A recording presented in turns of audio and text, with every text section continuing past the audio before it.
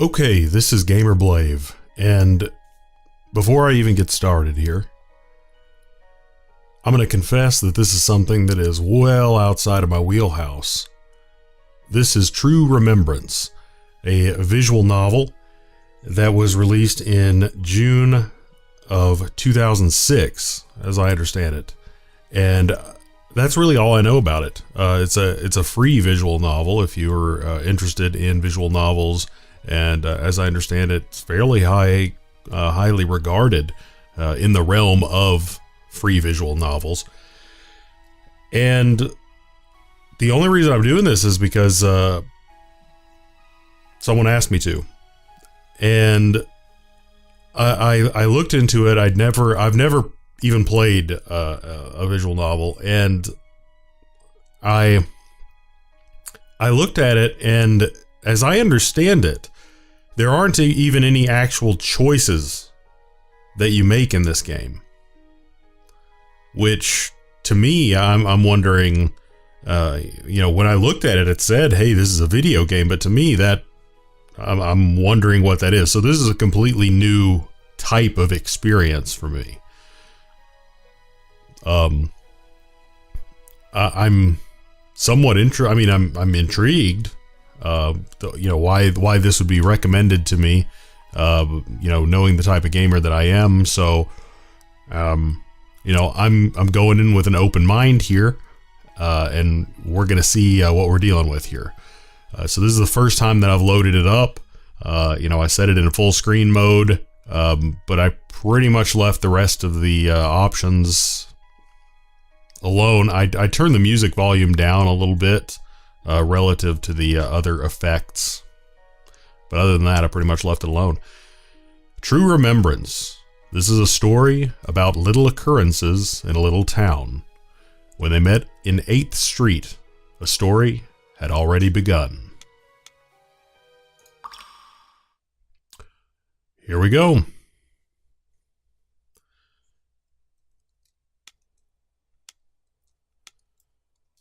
Stories have two great truths.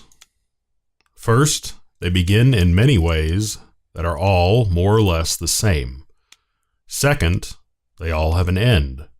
Fortunately, all great truths are lies. So there's the stuff that happens in between. But all stories must have a beginning. This story begins with me snapping awake to the rhythmic clickety-clack of the trolley. At first I thought that sound in the back was a clock, but that must be the trolley. I felt like I'd been asleep for a long time. My mind swirled with the same veil of fog that my eyes were trying in vain to blink away.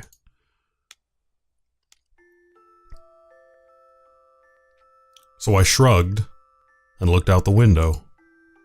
I saw streets and storefronts, torn blankets of snow draping chimney tops, the sights and sounds of the town I called home, flitting by like the scattered fragments of a dream. No, scattered toys cast aside by some less than charitable hand. That was more like it. And who, I wondered idly, would stop to pick them up and put them back in their places? A fitting reverie for a town so small and so white encrusted that it might as well have been a movie set. There was a church on 5th Street at the very center of town. Its steeple jutted high up toward low and heavy clouds laden with snow. On that steeple was a clock whose hands were stopped at 3 o'clock. Stuck in frozen time.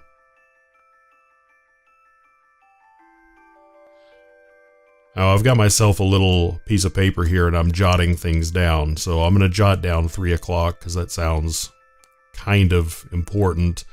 I often forget things, so I'm going to write down character names and other little bits of information just so I can remember them as plot points. Not, as I mentioned earlier, I think that there are things that you might be able to I don't think that you get to actually make decisions, as I understand it in this game, but I want to as best I can, know what's going on. Apologies for the interruption.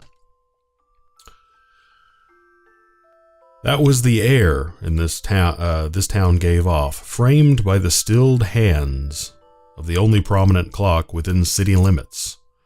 And it seemed to me that, actually, it was not the clock, but the town itself that was out of order. It made things a lot easier to accept if you thought about them that way. Yeah, nothing strange about all that. Or nothing strange about that at all. The trolley glided to a gentle halt, its brakes shuddering like the mincing footfalls of a woman with something infinitely fragile and precious in her arms. The doors folded open, the cabin inhaled, the winds skirled at my feet. I shivered at the cold, then stood up. My gray coat was draped on the seat next to me. I reached for it and put it on in one smooth motion. The station was just about abandoned when I stepped off. I strolled slowly through familiar streets.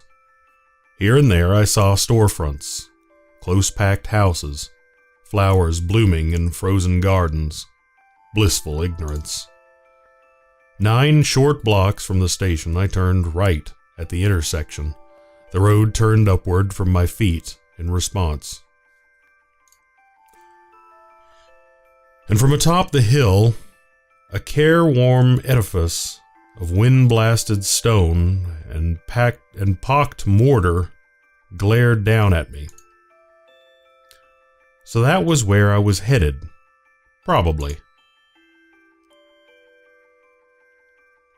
With my every step, the buildings grew sparser and sparser, as if they were afraid of my destination's long shadow. Soon enough, even the cobblestones had lost their courage and fled, leaving me to face a grove of trees by myself. No more paved roads from this point on, then. I could feel the soft loam clinging to my shoes with every footfall. I stopped at a stone wall with an iron gate. Both it and the building had seen better days. And when the freezing winds whipped through fallen brick and rusted metal, the entire place could be heard to scream. The gate shuddered when the air tore at its broken hinges. Soon it would fall unto earth in dreamless slumber. When, not if, just a matter of time. I had pushed my way past that complaining scrap of iron when snow started whispering from the ashen sky. There was someone standing at the doorway. A young girl, if my eyes did not deceive me. She was silent and prim, her straight back dusted by the wavering snow. She turned to face me as I drew near. She probably heard my approach. I got my first good glimpse at her wan face, past the gauzy white veil of cold that fell from the sky. I sighed inwardly and fished my hands out of my pockets. Now, pronunciation of this, I'm not sure here. Is that going to be Black Iris or Black Iris? I'm going to go with Black Iris, even though it seems like that would be 2 words. First character, female, Black Iris, female. I hope I'm pronouncing that right.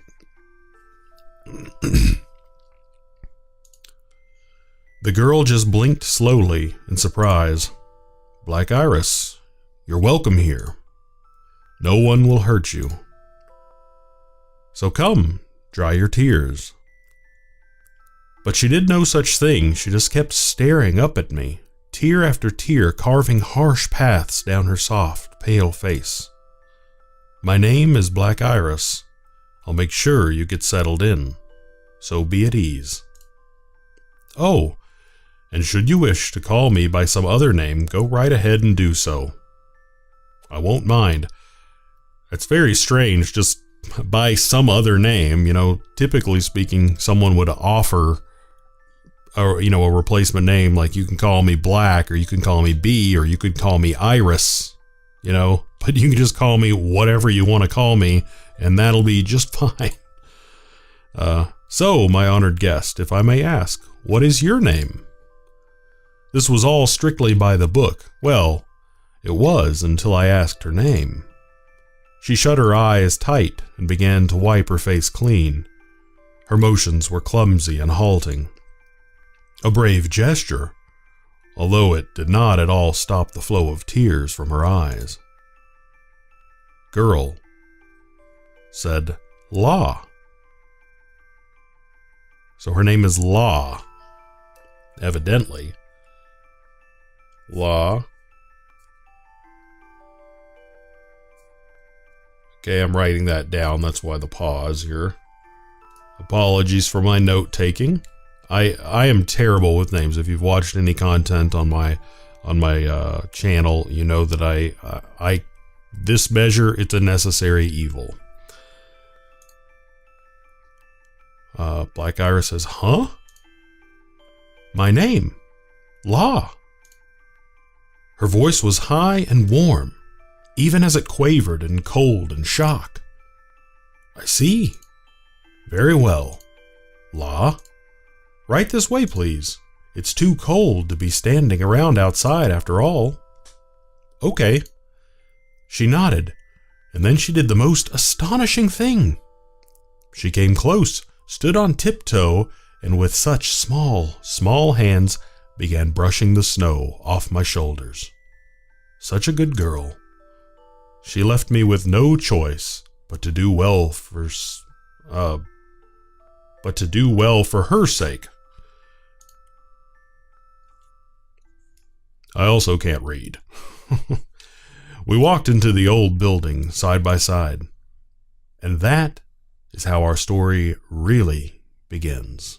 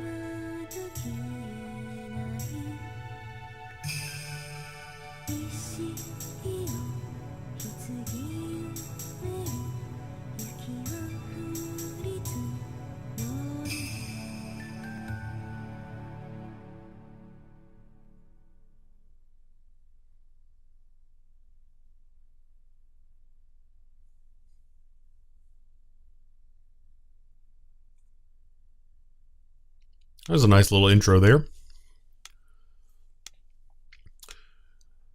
The world shall groan with tears untold. Tomorrow's wings shall ne'er unfold. You know how they say that the songs of an age supposedly embody the spirit of its inhabitants. Well, such were the songs of our age. And for good reason. We'd seen no end to earthly tragedy. Even people in the prime of their youth were offing themselves in despair. Suicide had become by far the leading cause of all ages' mortality worldwide. Wow. Gee whiz. Let me write that down. Suicide, leading cause of death. That's crazy. And the phenomenon swept the globe. People began to call it by a name. The medical community scoffed at first, hemmed and hawed, complained about clinical depression and diagnosis criteria, and something useless called the DSM-V. Hold on. DSM-V or DSM-5 maybe, and then finally gave in. That was years ago. Okay. Happened years ago. Happened years past. By the present day, the term the dolor or dolor was firmly established in the medical lexicon. Okay, gee whiz, we got a lot of background information here. Called the dolor, firmly established in the medical lexicon, just as firm as the plague had been in ages past. Our government, of course, mobilized every resource it could in order to study and hopefully counteract the dolor. They established this town, for instance. Okay, so the reason that this town was established, potentially this town was a quarantine zone, maybe? I guess we're about to find out. And because they established this town, I was able to make a living here, serving as a guide of sorts for newcomers. Specifically, I made sure they got settled in, and as I did so, I helped them forget, one by one, the horrors their eyes had seen. Okay, so they're a psychiatrist of sorts? Yes, the town's and my only duty was to sever the ties of heartbreak and isolation that bound our guests, stained their souls, and filled them with the dolor. Interesting. This was, after all, the so-called city where memories come to die. Okay. I'm going to write that down too. The city where memories come to die. And I was, after all, a so-called nemenocide. Gee whiz, we're getting hit with a lot of information here. Now, I'm assuming that this right here, that they're just basically piling on lore, and that what we're doing here is establishing the word that they just used a couple of pages ago here, the lexicon that they're going to be using throughout the rest of the novel here. So I think I'm probably spending a little bit more time writing down things right now than I will be going forward. I think I'm just getting the verbiage and whatnot down, like for instance, nemenocide here, and learning about the city and things like that. Like after I think I get that knowledge, I probably won't have to, that kind of stuff is just going to be then commonplace, and I'll just know it going forward. So let me write that down too. Nemenocide. Of course, that word I might be able to just remember. Nemenicide here. There we go. Oh wait, Mnemonicide. I think I pronounced that wrong. Mnemonicide. That word bears a little explaining.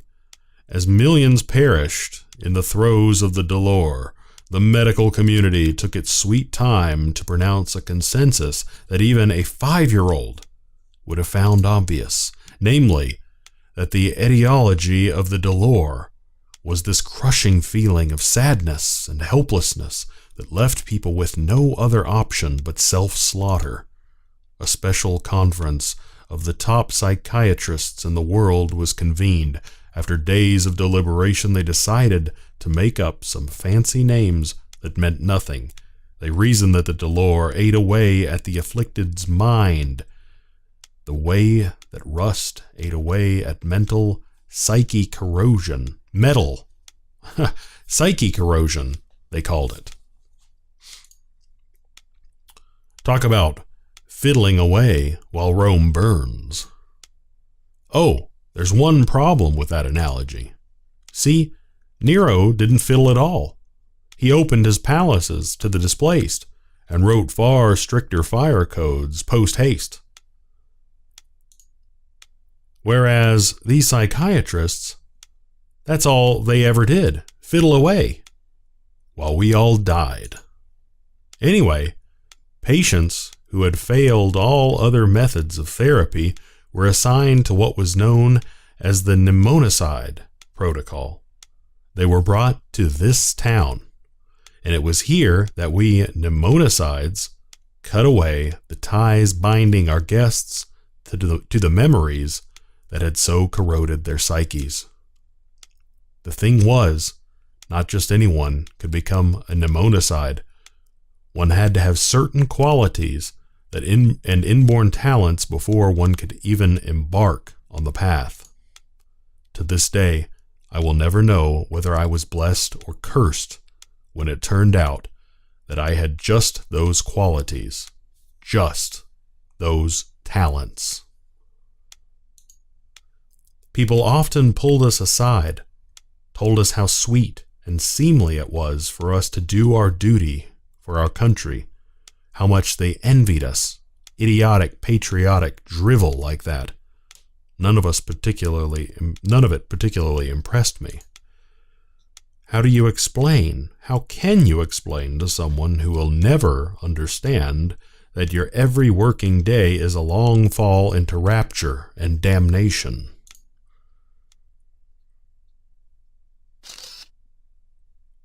One, a town where it snows, and the story begins.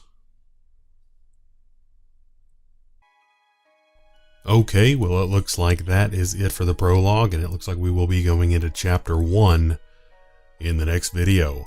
So I'm not sure if it's going to be defined out into chapters for the rest of the visual novel here, but it looks like we have some interesting stuff to work with here, and I've got some notes here. I'm going to review those, so hopefully I will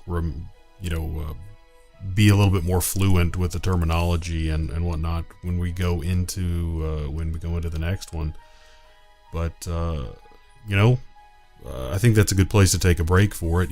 So going into chapter 1, at least that's what it looks like we've got going on here. So we've got 2 characters and a little bit of background here on what we're dealing with. So if you liked this video, then go ahead and drop it a like. And if you liked it a lot and you want to see the rest of this novel or anything else that I may be playing on this channel, and you are not currently subscribed, then go ahead and subscribe as well if you are so inclined. But regardless, as always, thanks for watching, and we're going to be picking up right here next time.